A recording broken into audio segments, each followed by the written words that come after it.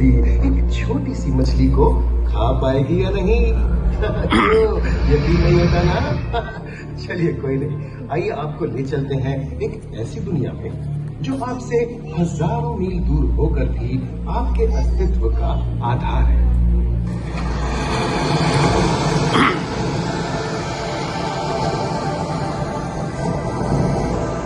ये महासागर है, मीलों दूर तक फैला हमारे जीवन का केंद्र, जिसका पानी हर देश की सीमा से परे है। हमें सांस लेने के लिए जरूरी ऑक्सीजन का 50 से 80% इन्हीं समुद्रों के पानी से आता है।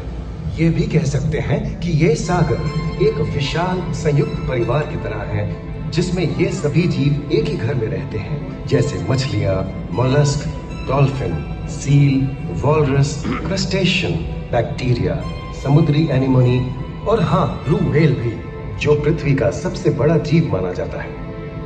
और जंतु ही नहीं, इन समुद्रों में पौधों की भी लाखों प्रजातियां पाई जाती हैं।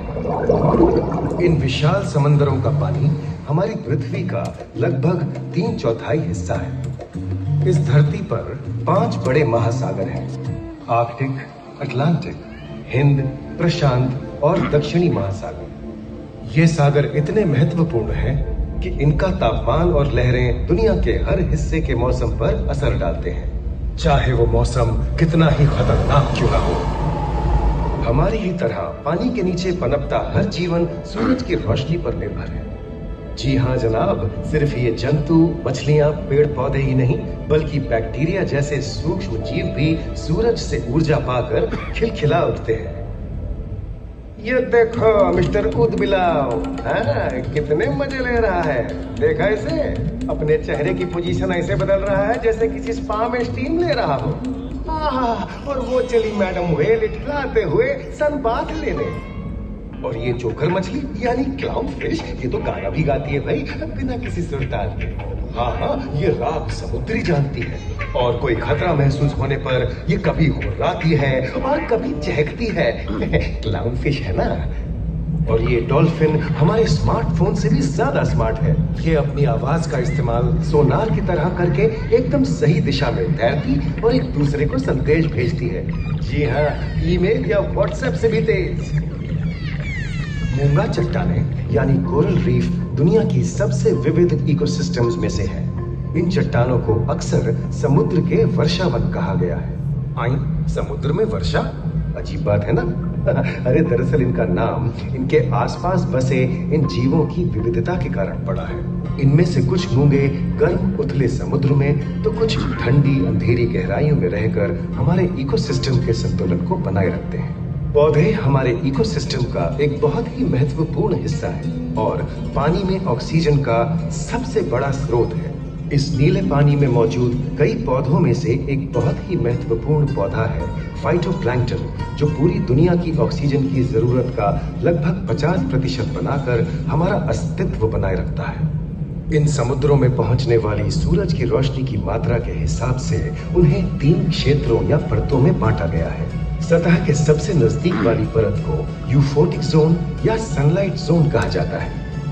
जाहिर है कि यहाँ सूरज की सबसे ज्यादा रोशनी पहुंचती है और 90% समुद्री जीवन इसी परत में मौजूद है। अगली गहरी परत को डिस्पोटिक जोन या ट्वाइलाइट जोन कहा जाता है। इस परत तक सूरज की सिर्फ 1% रोशनी पहुंचती है, जो पौधों के जिंदा रहने के लिए काफी नहीं है। तीसरी और सबसे गहरी परत एफोटिक जोन या मिडनाइट जोन है। यहाँ सूरज की रोशनी बिल्कुल नहीं पहुंचती। ये परत पूरी तरह से अंधेरी और ठंडी होती है, बिल्कुल किसी हॉरर मूवी के सीन जैसे।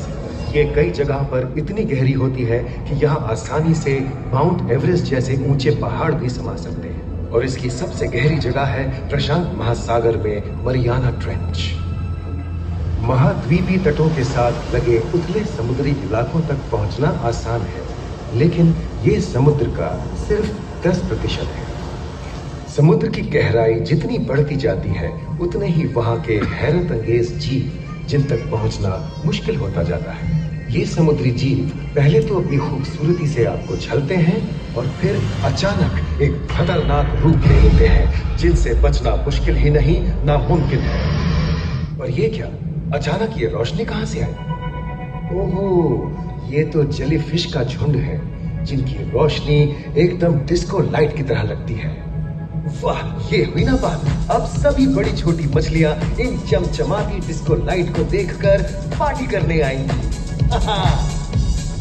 और फिर यही रोशनी उन्हें बेरहमी से दबोचकर उनका शिकार करके अंधेरे में वापस गायब हो जाएगी। लेकिन सभी शिकारियों को छलावे से लुभाना नहीं पड़ता। सबसे घातक शिकारियों में से है शार्क, जैसे ग्रेट व्हाइट और टाइगर शार्क। शार्क आमतौर पर सूरज ढलने के बाद अंधेरे में शिकार पे निकलती है, समुद्री जीवों का यमराज बनकर। आज तक शार्क की 500 से ज्यादा प्रजातियों का पता चल चुका है। ये हर तरह के खुले महासागरों में, मूंगे की चट्टानों में, आर्कटिक की बर्फ के नीचे और समुद्र की अंधेरी गहराइयों में पाई जाती है। और ये है समुद्री घोड़ा, जो तबड़क तबड़क नहीं, छप छप छप छप करता है, यानी दौड़ता नहीं, तैरता है। हमने इन समुद्रों के बारे में बहुत कुछ जाना है, पर अभी भी बहुत कुछ जानना बाकी है। ये सागर गहरे और विशाल, ठंडे और अंधेरे में डूबे होते हैं। इन गहराइयों में पनपने वाली 17,000 से अधिक प्रजातियां मानो किसी कल्पना से कम नहीं। किसी खूबसूरत एंजल की तरह दिखने वाले जीवों के साथ साथ न जाने और क्या क्या देखने को मिले।